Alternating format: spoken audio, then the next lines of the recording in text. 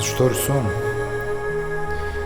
Огромна енергия, завихряща се от корема през гърдите, ръцете и главата ми. Ако спра да рисувам, заряда вътре в мен ще ме взриви. Вероятно ще угасне и ще остана безжизнено да гледам в празното пред мен. Така, картина след картина, импровизирам, съчетавам.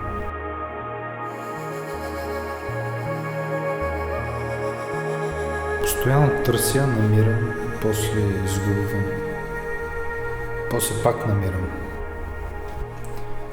Понякога тръгвам от никъде и от нищото, минавам през места, които не съществуват.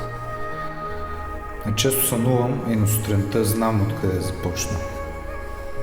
Така създавам творбите си.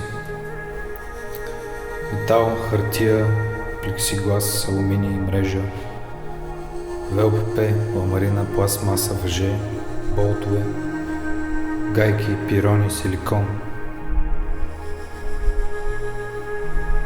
Всички тези неща са постоянна част от палитрата ми, заедно с боята.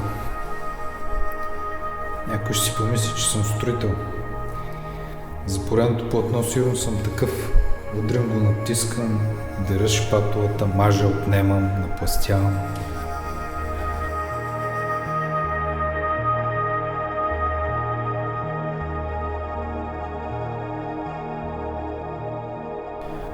Формите са резки, щрихите са остри.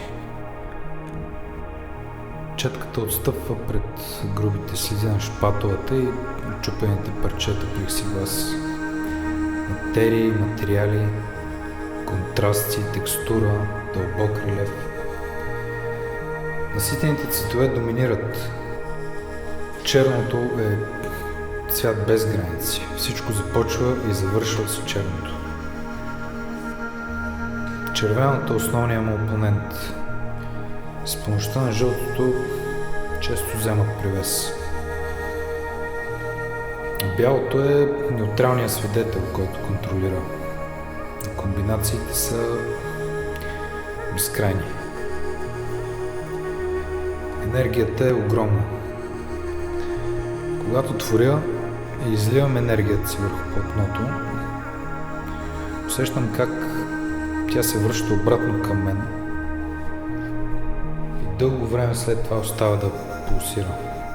И тъй като е вече жива, картината започва да манипулира, да вика, успокоява, да дразни, озадачава, да те изпълва, да говори с думи. Картините ми идват с думи.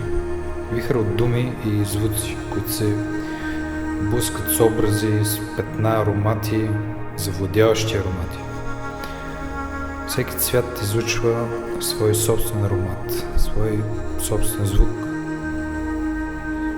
Когато взема цветовете, формите и мириса на деня и нощта, на времето и сезоните и започна да ги нанасям върху платното, това е страст, по-силна от мен.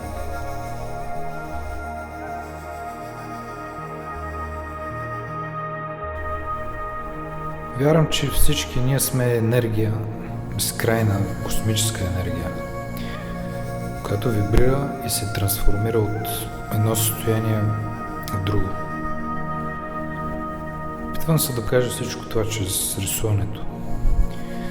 Искам да донеса наслада и красота в ежедневието на хората, да ги накарам да се усмихват,